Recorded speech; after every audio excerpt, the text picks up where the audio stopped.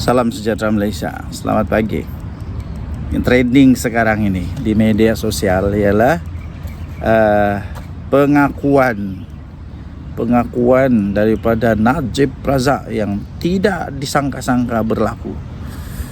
Apabila penghakiman baginya tidak lama lagi akan diumumkan sama ada akan dibebaskan atau akan terpaksa untuk membela diri. Akhirnya beliau mengaku juga. Akhirnya dia mohon maaf lah, dia buat pengakuan secara bermohon maaf, dan dia tidak mengaku bersalah. Dia pula menempiaskan kesalahan kepada Jolo dan apa itu yang bersetongkol yang bersetongkol dengan Jolo. Pertama sekali, janganlah cakap-cakap saja, kasihlah nama-nama siapa-siapa yang bersetongkol tu. Kedua, sudah terlambat. Kenapa dulu ndak buat permohonan maaf ni? Kenapa dulu ndak buat? Okey. Jadi akhirnya Najib Razak mengaku bahawa dia mohon maaf kerana ada salah takbir ke apakah, salah guna kuasa kah, ataupun salah laku kah yang berlaku di dalam 1MDB lah. Ini menunjukkan memang betul lah Khairi Jamaluddin cakap dulu, ini bukan sekadar kabar-kabar angin, tapi memang betul ada masalah dalam 1MDB. Tapi memang dulu kenapa sebelum audit dibuat, sebelum segala-gala dikorek,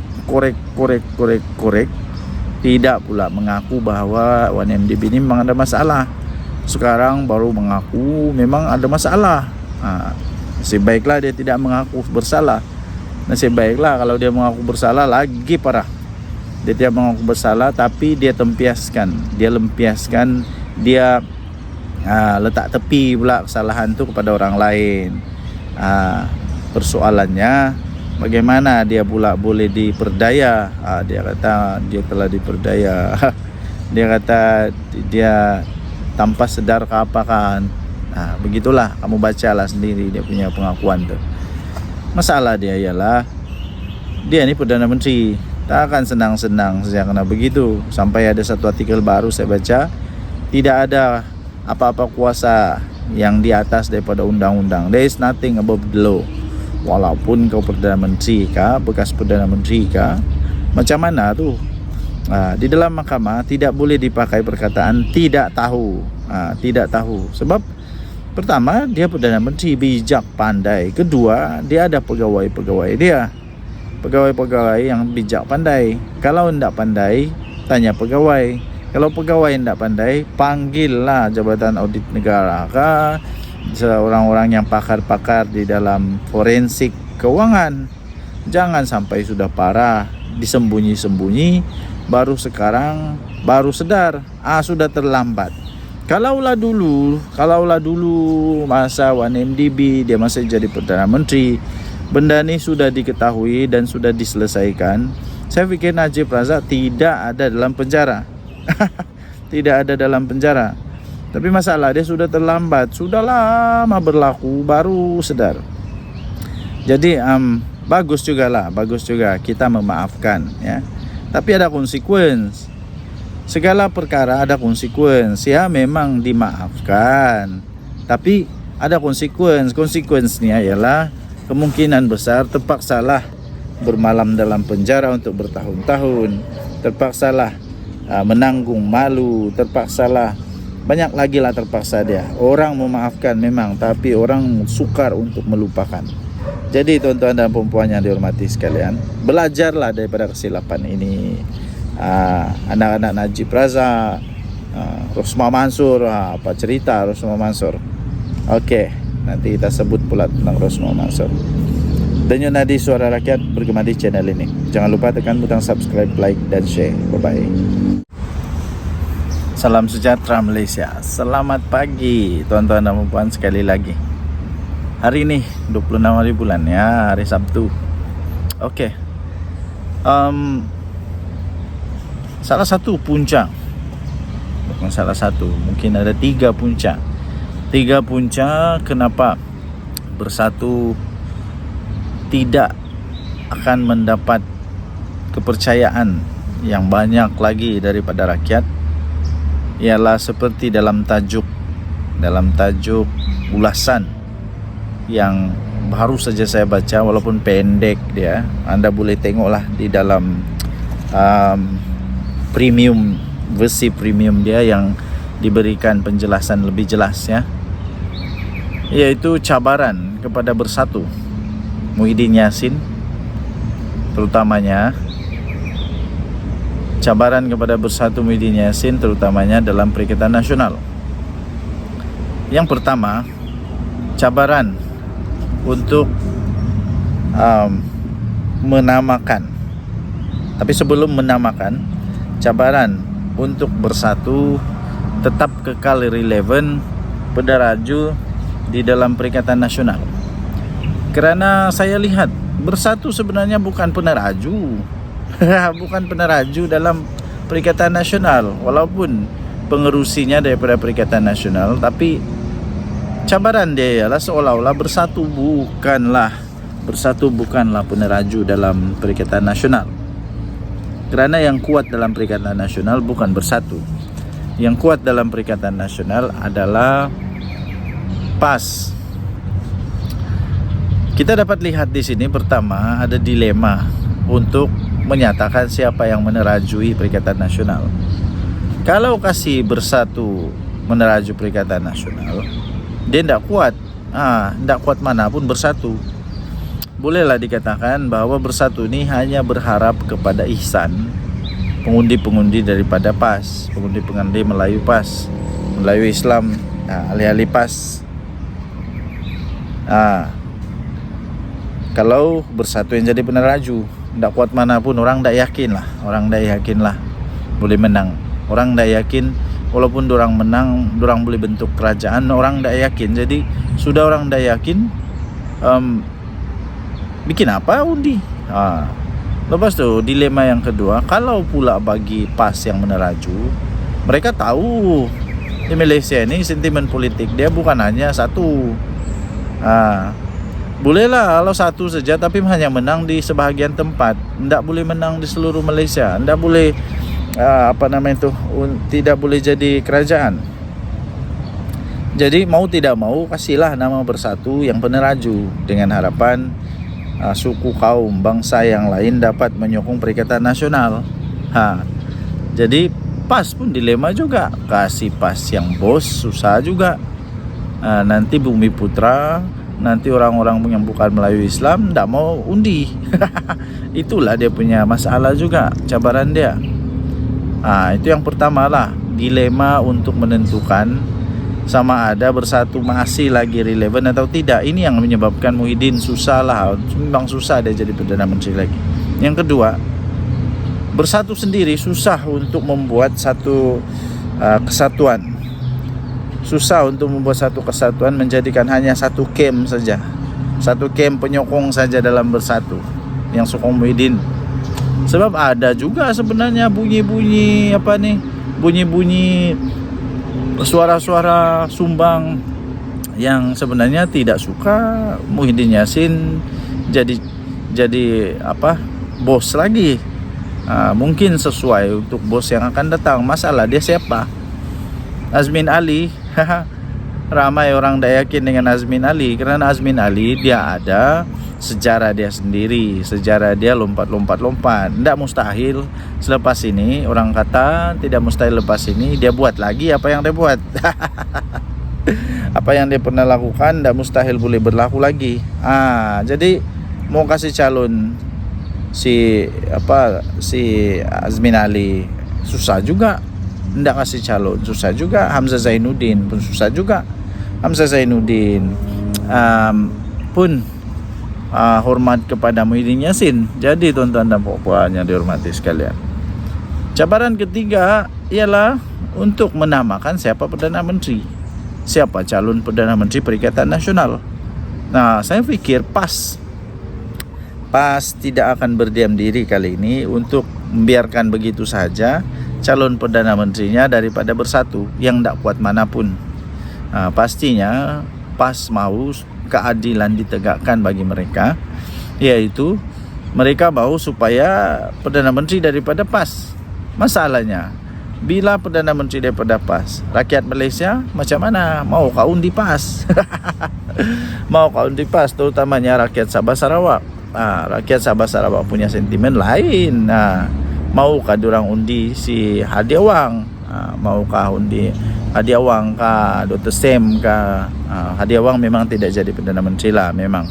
Tapi Dr. Sam, maukah rakyat Malaysia undi ataupun sokong apabila dinamakan Dr. Sam sebagai Perdana Menteri? Ini masalah juga. Ini masalah juga. Jadi bersatu, siapa yang dia boleh kasih nama untuk calon Perdana Menteri? Hamzah Zainuddin, Peja lagi lah. Peja sudah kalah. Peja sudah kalah. Macam mana dia mau dikasih calon kalau kalah? Sekurang-kurangnya yang kasih calon mestilah yang kuat, yang menang. Sekarang ni Peja bukan ahli parlimen pun, tak menang pun. Siapa lagi? Seorang ni yang tidak dibenarkan masuk ke dalam Dewan Rakyat, dalam Dewan Parlimen. Diakah? Itu masih terlalu muda agaknya. Mungkin susah juga. Akhirnya pilihan terakhir, mau tidak mau Muhyiddin Yassin. Mau tidak mau Muhyiddin Yassin. Tapi Muhyiddin Yassin, saya fikir rakyat sudah jarak. Orang Sabah bilang sudah jarak dengan Muhyiddin Yassin. Dia sudah jadi Perdana Menteri dan akhirnya dia dilabel oleh netizen, oleh rakyat-rakyat Malaysia yang memang bukan pro kepada Muhyiddin Yassin sebagai Perdana Menteri yang gagal. Dia sampaikan itu. Jadi saya fikir Muhyiddin Yassin tidak juga. Inilah cabaran-cabaran yang dihadapi oleh Bersatu. Ini kita belum cakap lagi tentang kes-kes mahkamah yang dihadapi oleh pemimpin-pemimpin Bersatu.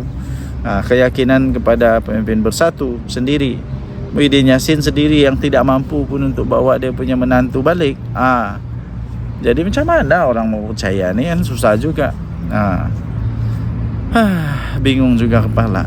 Inilah punca-puncanya Perikatan Nasional tidak akan jadi memerintah lagi negara Malaysia. Apa pendapat anda? Sila tinggalkan komen. Dan Yon Nadi, Suara Rakyat, bergema di channel ini. Jangan lupa tekan butang subscribe, like dan share. Bye-bye. Salam sejahtera Malaysia. Selamat pagi tuan-tuan dan puan yang dihormati sekalian. Kita duduk dulu hari Sabtu. Kita duduk awal pagi ni. Awal pagi berapa hari bulan? 26 hari bulan 10. Kita duduk awal pagi menikmati indahnya ciptaan Tuhan dengan bertemakan dekat hutan. Okey, saya mau buat sedikit ulasan tentang kenyataan daripada Tuan Guru, Tuan Ibrahim, Tuan Man. Dia kata tunggulah PN ambil alih, baru kita akan bagi budget lah, budget untuk kerajaan, perubahan ke apakah yang baiklah. Persoalannya senang saja. Pertama, bila tu PN tak akan ambil alih kerajaan sampai bila-bila. Tak akan sampai bila-bila, tidak akan lagi. Kerana apa? Bukan main lagi Tuan Guru, Tuan Ibrahim, Tuan Man ni. Sekarang sudah jadi di luar kerajaan macam hebat betul. Macam dialah paling hebat, dialah paling tahu, dialah paling jago mentadbir negara, ya. Tapi saya mau tanya, dulu waktu Perikatan Nasional memerintah, apa yang dibuat oleh kerajaan waktu itu? Apa yang dibuat kerajaan waktu itu? Yang saya ingat, parlimen tiada bersidang. Ada masa parlimen tiada bersidang tu. Sampai ada orang tuduh lah, walaupun itu mungkin hanya tuduhan semata-mata, tapi sampai orang tuduh Muhyiddin sebenarnya tidak mau buka parlimen sebab dia takut nanti dia digugurkan, dia jatuh, dia kalah, dia tumbang dan sebagainya lah. Sampailah keluar pikiran-pikiran macam tu. Kenapa waktu itu Perikatan Nasional, Tuan Ibrahim Tuan Man tidak pula keluarkan semua kehebatan dia, semua terror dia, semua orang-orang PAS yang macam handal sangat, orang-orang bersatu yang handal sangat. Ya kan, Tuan Ibrahim Tuan Man kan dia pandai bagi sijil ISO untuk orang. Ya kan, dia kan hebat. Sekarang ni bila sudah jadi apa, pembangkang, sudah tidak ada kuasa, barulah mau tunjuk hebat, kata itulah, kata inilah. Bukan, sebenarnya ahli parlimen daripada Bayan Baru tu, ahli parlimen Bayan Baru tu minta apa tu, ini bajet bayangan, bukan kerana ahli parlimen Bayan Baru tu takut atau tidak yakin dengan bajet yang ada. Bukan, jangan salah faham tuan-tuan dan puan-puan, jangan termakan pula dengan helah yang tidak kurang menjadi, itulah yang tidak menjadi pun. Bukan sebenarnya tidak yakin, tapi kita mau tengok. Kalau pandai sangat, cubalah. Kalau pandai sangat, cubalah kasih keluar berapa, macam mana kamu punya bajet. Waktu Datuk Seri Anwar Ibrahim jadi Perdana Menteri, dia ambil alih je Perdana Menteri. Tengok hutang negara gila-gila punya. Lepas tu sebelum itu siapa kerajaannya? Siapa Perdana Menterinya? Kenapa Perdana Menteri sebelum itu gagal untuk mengawal keadaan kewangan negara Malaysia? Kalau terror sangat, sampai hutang gila-gila punya. Sekarang Perdana Menteri Datuk Seri Anwar Ibrahim terpaksa membersihkan semua tai-tai inilah, semua tai-tai yang ditinggalkan ni, semua masalah-masalah kewangan yang ditinggalkan, hutang-hutang negara yang ditinggalkan, semua pada kepala otak Datuk Seri Anwar Ibrahim untuk selesaikan. Kesian tak kesian, pikir-pikir sendirilah. Akhirnya rakyat Malaysia yang menanggunglah semua hutang tu. Bila Perdana Menteri Datuk Seri Anwar Ibrahim ambil tindakan untuk selamatkan ekonomi negara Malaysia, supaya pelabur mau masuk balik kepada negara Malaysia, supaya pelabur dapat tengok kita memang dalam keadaan reformasi ekonomi, reformasi sosial, reformasi macam-macam reformasi lagi. Meroyanlah tim-tim sebelah tu. Kata inilah itulah, tapi semuanya berpunca dari mana? Berpunca dari siapa? Ekonominya berpunca dari mana? Dari hutang siapa?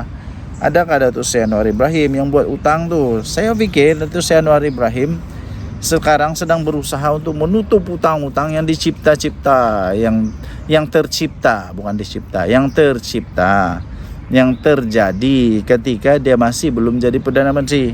Bila sudah jadi Perdana Menteri, terpaksa bersihkan semua tai-tai itulah. Sekali lagi, Tuan Ibrahim Tuan Man, jangan salah faham. Kerajaan bukan tak yakin dengan bajet bayangan, bukan. Tapi kita mau tengok sejauh mana kebijaksanaan bos-bos PAS ni. Adakah mereka sudah berubah menjadi lebih bijak selepas jadi pembangkang? Ataupun sama saja, tin kosong, bisingnya lebih. Bila disuruh buat bajet bayangan, tak berani untuk tunjukkan. Adakah sebenarnya bila Tuan Guru Tuan Ibrahim Tuan Man ini sebut bahawa seolah-olah kerajaan tidak yakin dengan bajet, kami tidak kasih keluar bajet, kami tidak perlu kasih keluar bajet, dia kata. Nanti sudah jadi kerajaan semula, ambil alih kerajaan semula, nanti kita tunjuk kehebatan kita. Alamak, sudah terlambat Tuan Ibrahim Tuan Man, sudah terlambat untuk buat itu, kerana dulu sudah ada peluang tidak buat. Sekarang mau pujuk-pujuk rakyat Malaysia untuk sokong semula, belum tentu lagi. Saya terus terang, saya mungkin belum yakin dengan apa yang ditunjukkan, prestasi yang ditunjukkan oleh PAS Bersatu Perikatan Nasional di dalam menjadi pembangkang yang hebat. Kebanyakan yang mereka kata dulu lah, sekarang sudah berubah sikit lah, tahniah lah diucapkan. Dulu bukan tentang bukan tentang ekonomi negara yang disebut-sebut, semuanya tentang pribadi orang. Serang itu, serang ini, fitnah itu, fitnah ini, akhirnya kalah. akhirnya kalah. Ini belum kita sebut lagi itu saman kepada siapa dokter tu, entah perempuan tu. Tapi sekarang dah bijak sikit lah, bijak sikit yang disebut semua sekarang ini kepada ekonomi negara Malaysia, bukan lagi kepada entah benda-benda yang diserang tu yang pelik-pelik, yang tiada pun tiada pun kepentingan, tiada pun manfaat untuk rakyat. Yang menjadi manfaatnya ialah parti itu sendirilah boleh menang nanti dan sebagainya. Banyak betul lalat ni. Okey, so apa pendapat anda? Tinggalkan komen dan Nadi Suara Rakyat bergema di channel ini. Jangan lupa tekan butang subscribe, like dan share. Malaysia kita punya, cintai Malaysia aku, kita jaga kita. Bye bye. Okey, salam sejahtera Malaysia dan Nadi Suara Rakyat bergema di channel ini. Tuan-tuan dan puan-puan yang dihormati sekalian, menjadi satu misteri paling besar sampai sekarang ialah mana Jolo dan mana menantu Muhyiddin Yassin. Mana dia orang sekarang? Dan kenapa dia orang tidak berani untuk datang balik Malaysia? Terutama kita mau mengulas sedikit lah tentang menantu bekas Perdana Menteri Muhyiddin Yassin. Heran juga kenapa dia nak balik Malaysia. Yang paling penting, kalau dia tidak bersalah, baliklah Malaysia. Jangan buat orang lebih rasa bahwa kamu itu betul-betul bersalah. Sebab kalau kamu lari melarikan diri, itu memang betul-betul kamu bersalah lah. Orang yang betul, orang yang benar, orang yang tidak bersalah, dia tidak akan lari, dia akan lawan dengan kebenaran. Tapi orang yang lari itu memang sah dia lari daripada sesuatu yang salah lah. Memang dia takut lah tu. Jadi kalau kamu lari, kamu takut lah. Paling kesian, ini sebenarnya akan membawa kesan buruk kepada mentua kamu, akan membawa kesan buruk kepada mentua kamu sendiri, Muhyiddin Yassin. Jadi kalau mau jaga Muhyiddin Yassin punya air muka dia, kepercayaan orang Malaysia kepada dia, balik. Dan Muhyiddin Yassin pula lebih baik diam-diam lah, jangan cakap apa-apa. Sebab kamu pun tak best mana pun, tak mampu pun buat apa-apa. Kalau menantu sendiri pun tak kamu mampu untuk handle, apalagi rakyat Malaysia. Dan satu lagi kesian lah isteri kepada menantu ni, sampai hati juga ditinggalkan begitu saja kan. Okey, kita harap apa yang kita dengar menjadi kenyataan, yaitu sebenarnya polis diraja Malaysia tidak pernah berhenti. Polis diraja Malaysia tetap berusaha untuk mencari kedua-dua manusia ini, yaitu siapa tu, Jolo dan menantu Muhyiddin Yassin. Dua-dua sedang diusahakan untuk ditangkap.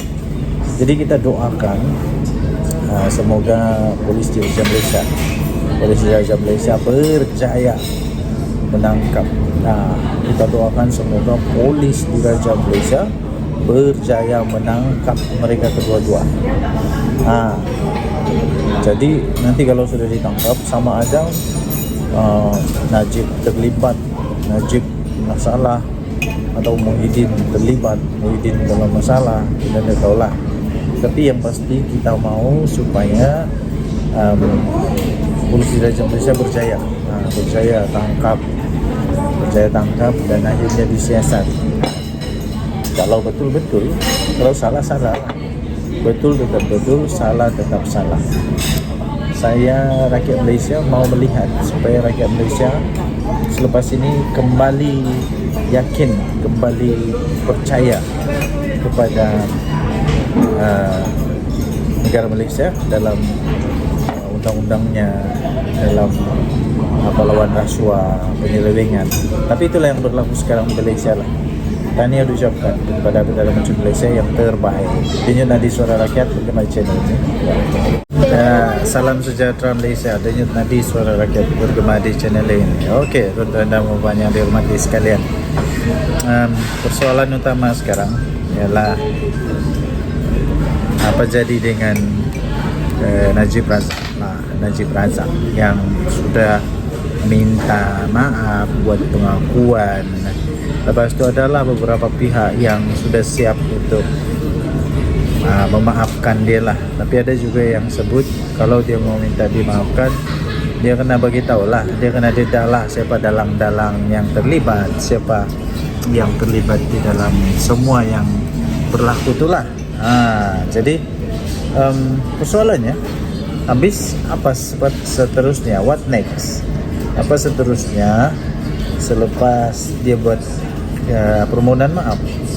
Takkan pula dengan mudah selepas permohonan maaf semuanya selesai. Tidaklah boleh begitu.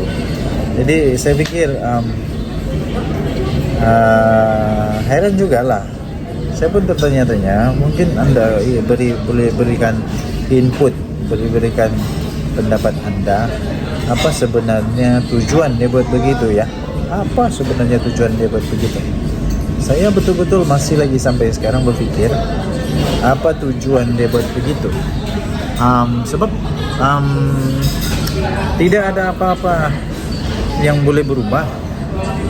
Dia tidak juga keluar dari penjara, tapi mungkin kerana keputusan sama ada dia perlu membela diri ataupun dia akan dilepaskan diketahui tidak lama lagi.